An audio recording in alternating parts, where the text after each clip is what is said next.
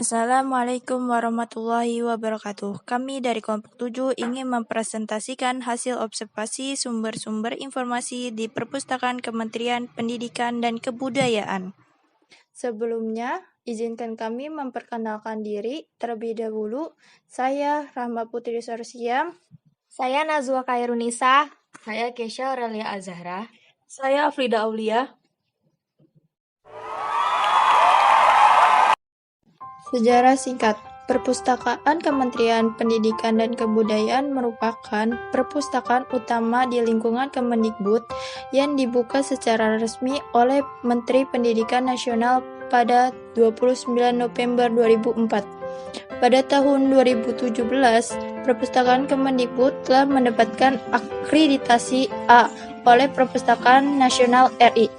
Perpustakaan ini diharapkan menjadi referensi dalam bidang pendidikan dan kebudayaan dengan menyediakan akses informasi dan pengetahuan yang lengkap, baik dalam bentuk koleksi tercetak maupun digital. Perpustakaan Kemendikbud ini juga membina lebih dari 150 perpustakaan di lingkungan Kemendikbud, baik di unit utama pusat maupun unit pelaksana teknis di daerah. Kebutuhan informasi.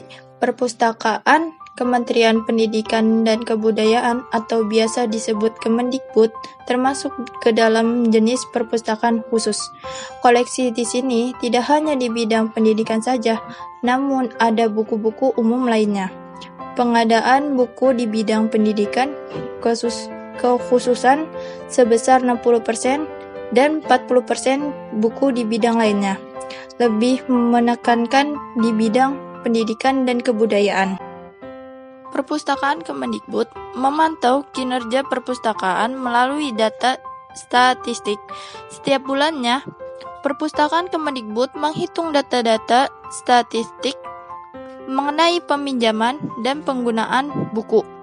Hal itu menjadi dasar pertimbangan perpustakaan dalam hal pengadaan koleksi tahun berikutnya.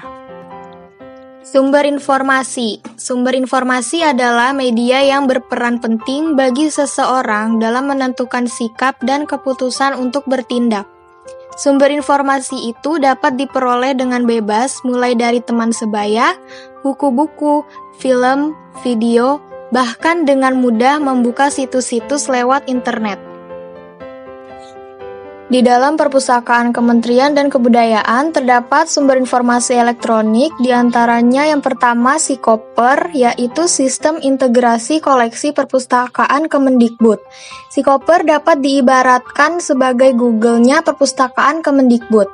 Jika kita mencari melalui Sikoper, kita akan diarahkan ke berbagai kanal, seperti SLIMS, perpustakaan digital, repositori, katalog perpustakaan, jurnal, dan e-Perpusdikbud. Selanjutnya ada SLIMS atau Senayan Library Management System. SLIMS hanya dapat menghimpun data, namun secara fisik bukunya berada di perpustakaan. Biasanya, perpustakaan Kemendikbud memakai sistem seperti ini dalam hal koleksi digital. Selanjutnya ada repositori. Repositori hanya terdapat koleksi-koleksi hasil terbitan Kemendikbud saja, seperti jurnal-jurnal, buku-buku, dan lain-lain. Selanjutnya ada pustaka digital. Berbeda dengan SLIMS, secara fisik koleksi pustaka digital tidak ada di perpustakaan, tetapi hanya ada di digital. Pustaka digital ini bersifat open access. Dan yang terakhir ada langganan e-Perpus. Koleksi yang tersedia pada e-Perpusdikbud berupa buku-buku terbitan dari penerbit, dari Gramedia, dan lain-lain yang bersifat komersil. Langganan e-Perpusdikbud dapat didownload aplikasinya melalui Play Store atau App Store dan harus mendaftarkan diri melalui email. Selanjutnya ada open access atau akses terbuka. Perpustakaan Kemendikbud termasuk ke dalam perpustakaan yang memiliki sistem open access. Langkah pertama yang harus dilakukan adalah mendownload aplikasi perpustakaan Kemendikbud secara resmi. Lalu daftarkan diri menjadi anggota perpustakaan. Setelah menjadi anggota, pemustaka baru bisa membuka dan mendownload buku ataupun sumber informasi yang dibutuhkan pemustaka. Hasil dari download tersebut dapat berupa PDF. Kemudian ada manajemen pengetahuan atau tacit knowledge. Para pustakawan di perpustakaan Kemendikbud harus bisa menguasai semua hal yang dibutuhkan perpustakaan, misalnya dalam hal penelusuran informasi. Hal itu dilakukan agar para pustakawan dapat membantu dan mengarahkan para pemustaka dalam mencari referensi-referensi atau informasi yang dibutuhkan. Pustakawan Kemendikbud melakukan kegiatan bimbingan bagi para mahasiswa magang. Proses bimbingan ini dilakukan dengan cara shadowing, yaitu pustakawan mengajari secara singkat dan dipraktekkan langsung oleh para mahasiswa magang. Materi yang diberikan pun berbeda setiap harinya. Teknologi informasi komunikasi dan perpustakaan. Semakin berkembangnya teknologi perpustakaan, Kemendikbud turut melakukan perluasan akses yang dapat digunakan oleh para pemustaka. Misalnya, dalam bidang layanan referensi, para pemustaka dapat mengunjungi kamus elektronik, direktori elektronik, jurnal elektronik, buku elektronik, dan lainnya.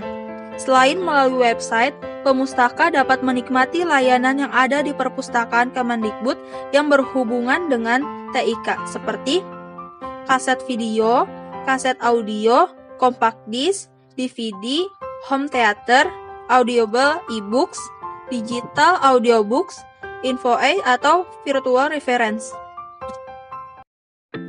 Sebelum presentasi ini kami akhiri, kami ada beberapa dokumentasi kegiatan observasi kebutuhan informasi serta fasilitas yang terdapat di perpustakaan Kemendikbud.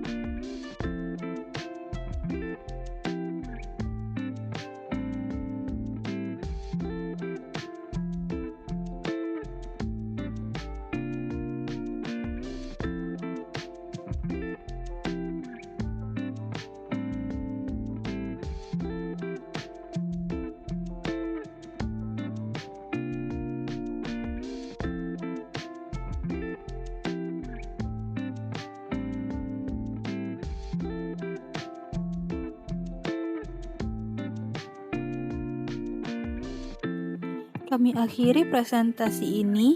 Kami ucapkan terima kasih atas perhatian Ibu Weni selaku dosen pengampu mata kuliah sumber informasi, dan tak lupa juga teman-teman semua. Semoga presentasi kami ini dapat berguna bagi kita semua. Dan semoga dengan presentasi ini, kami kelompok 7 dapat mendapatkan nilai akhir yang memuaskan. Sekian, wassalamualaikum warahmatullahi wabarakatuh.